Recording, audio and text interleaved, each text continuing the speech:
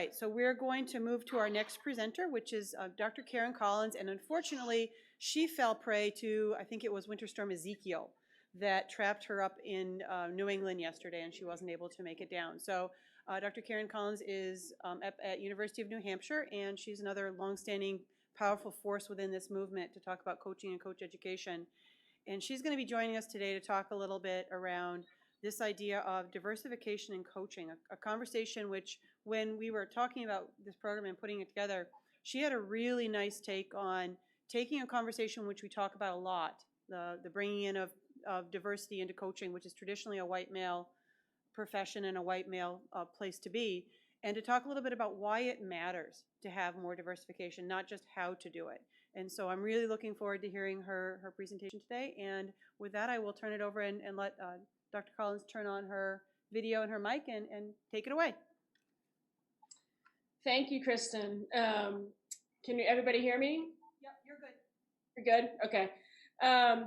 So thanks for that introduction. And I think a lot of what I'm going to talk about in the next few minutes really builds on what Dr. Piercy was saying, and access in coaching opportunities and playing opportunities. So the framework from which I'm coming from in thinking about all of this is diversifying coaching, and for the purpose of that is when we look at all of this sport experience, where the outcomes that we're looking at are all athlete based, positive development, a good overall experience. And I think what we need to do a little bit more work is the coach's influence on that, and particularly if the coaching profession is not diversified, then how are we providing the right experience for diverse populations across sport contexts? So to do that, I'm going to kind of approach it in three different ways. And the first is just to really kind of talk quickly about, the coaching as a profession, and so what that means that we need to do in terms of diversification. Then we'll get in a little bit into the access of coaching and how all of this plays out on the influence of the overall athlete experience. So when we think about, and I think, we'll hear this over and over again today, but when we think about coaching as a profession and what criteria that means, we're on our way to getting there, because of, when we think about in recent research, when there's governing bodies and when there's certification routes, when we're using evidence-based practice, when there are ethics and code of conducts. In many organizations, as Kristen mentioned in her opening, the 3,000 plus organizations, and that's not even all of them, many of them are using some of these, but we're not using them to the extent that we probably could and should. But in general, when we start thinking about coaching as a profession, the challenge is that a lot of the data that we're coming from are the higher levels of coaching, particularly when we get to who is doing the coaching. So when we think about the question of, how many millions of athletes there are, right? And when we think about that from a coaching perspective, the majority of our coaches in the United States, because they come from the crux of this broader scope of youth sport, are volunteer and part-time employees, right? And so, because that's where the masses of participants are at those levels. As you get higher and higher levels, the participants are smaller and smaller in number. So given that, one of the challenges, and I'm guessing that later today, Andy Driscoll is going to talk about this. I'm not sure, but I think he might be. Do we even know how many coaches that we have across the board? Right, I think that's one question that needs to get answered at the higher levels, at the elite levels, at the NCAA levels, where they're full-time and within organizations, we can track them. But across the broad scope of youth organizations, it's significantly harder. So that's one of the challenges, is how do we create a more diverse coaching profession when we have a hard time really identifying how many coaches there are and what demographic those coaches fit into with just the scope of sport as an entity. So to try and think about that, I've framed it in a different way. So if we really look at sport from a youth level, a college level, and an elite level, right? So this youth level, that's going to encompass recreational sport, that's going to encompass club teams, travel teams, up through high school. Some of that can also be elite, right? They're a little bit interchangeable. When we look at the college level in the U.S., that's pretty clear. Like as Paul talked about, earlier, we have divisions and we have guidelines and we have policies and numbers and based on collegiate level. And then when we look at the elite level, when you start looking at governing bodies and national teams and junior national teams and the USOPC, and as we get higher and higher, when we clump sport into those three big groups, one thing that is often missing, and this is where I want the focus to be, is that within each of these three groups, there is the complexity. So there are considerations of race and ethnicity and sexual orientation and gender identity, ability and impairment, and like what context you're in. And as Katrina talked about earlier, access is financial access, physical access, like all of these different types of things. And I think a lot of times we get pigeonholed into a particular level of sport. And within that level of sport, we forget that all of these things still exist. And as from an athlete population, and therefore all of these things also exist from a coaching population. And so how do we frame that to make it broader and more inclusive? So specifically, looking at some of the access, I'm just going to give you a little bit of data right now just to paint a little bit of a picture. But for example, and Richard Lapchick, who has done a lot of every year when his colleagues at University of Central Florida, the race and gender report card in collegiate sport and professional sport, et cetera. So, if you look at Division I women's basketball, and that 43% of the athletes are African American and underrepresented groups, yet only 11% of the head coaches fit into that same category. So there's a disconnect there. If you look at some of Nicole Lavoie's work and Burton and Lavoie in this idea of women in leadership positions, so access for women coaching at high levels, women coaching in leadership positions, based on this concept of the leadership labyrinth, which is the idea that it comes out of business, but the idea where women have to take a more circuitous route and have more challenges in order to sort of rise the ranks, whereas men, it's more of a direct line. And part of that is based on heterosexism and sexism and sort of these hegemonic ideals associated with it. And you can see, you see the research, and you can see research on media guides and how people talk about different types of families and structures, and what family structures are mentioned, what family structures are not mentioned. And all of that leads to some of this modeling.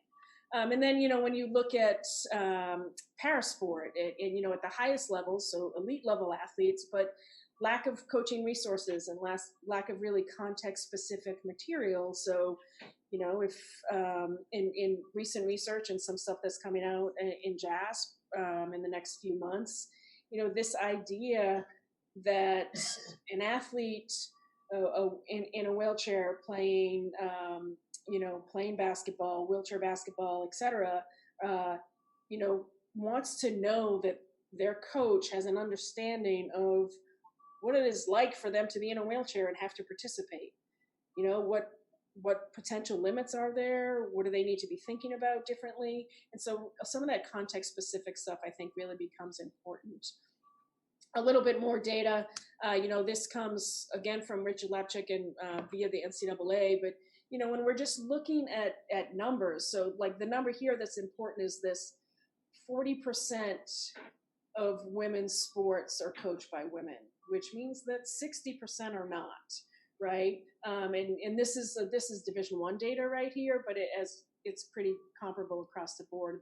Then when you go down and you break that up into race specific, it gets the same sort of thing. Most of our coaches are white, and when we look at that, is that representative of the athlete population? And oftentimes we have a more underrepresented groups in the athlete population than we do in the coaching population. So we really need to think about ways to bridge that gap. And so how do we do that? That's a pretty big question. But one of the things that we want to think about really is, how does this influence the overall athlete experience? So we know, I've spent a lot of time in my life coaching. I studied coaching. And when I ask myself individually, why do I coach? My answer always comes back to, I want to create an environment that's positive for the athletes. I want them to learn something, right? And I think if you ask most coaches, it is really about the athletes, right? So when we think about this, if the influence on the athlete experience, we're thinking about development of athletes, we're thinking about preparing for athletes and for successful performances. We need to think about complex sports situations, right? We need to think about varied demographics, because our athletes represent varied demographics. How people go into coaching, so we've talked about already earlier, Paul talked about it, Trina talked about it again, so this idea, whether it's the incidental coach, well, I coached because I played. Our athlete population is diverse, generally speaking, right? And so we want to move athletes into coaching positions, but the athletes don't see models who look like them or have a similar demographic to them in the coaching ranks, and so that makes that gap a little bit harder. The other thing that we know is really important for athletes, and research shows this impact of shared leadership. So shared leadership, where the athlete is empowered, the coach is empowered, and together they are working to create a kind of a dynamic environment. That's a lot harder to do if the coach does not understand the context and the athlete does not identify with the coach as understanding their context. And so what that really calls for is a much greater contextual, cultural, and situational specific coaching knowledge and understanding. And so what does that mean, and how do we do that? A couple of thoughts here. So when we look at coach education model, right, this coach education model, and this could be really sports specific X's and O's, but it can also be broader. But this is where we're setting that sort of communication and expectations about what we mean by diversification and how we're doing it. And then we're dependent upon the sport leadership, so the program leaders, the governing bodies, all of these things, to really help their organizations articulate a philosophy that stems itself in diversification. And how do we go about coordinating those efforts, right? So how do we not only deliver a diverse sports system, but make it possible to deliver opportunities for a diverse coaching system as well? And then when we get to the coaching development, this real development comes in once the situation is more diverse and inclusive. Then it can be more opportunistic in that idea of dialogue and reflection that we talk all the time about in coaching development, and how we bring those things together. I think those are really critical pieces. And so, taking all of this, and again, really thinking about broadening the gap and diversifying this for the purpose of enhancing sport for all, there's like a fundamental philosophical component.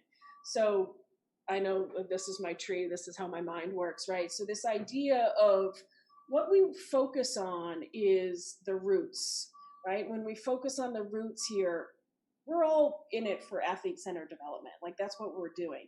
Where we need to develop some more of our roots is this idea of cultural humility, which is, in my mind, a little bit different than cultural competence, because cultural humility means that we're constantly learning and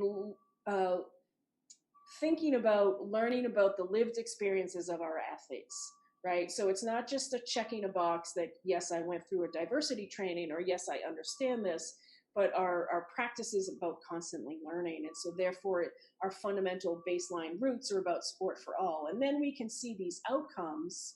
Then we have better retention and advancement for diverse groups. We have more mutually beneficial relationships, trust relationships, and this overall sport experience. So in my mind, if we can get there, that's what's going to be really useful.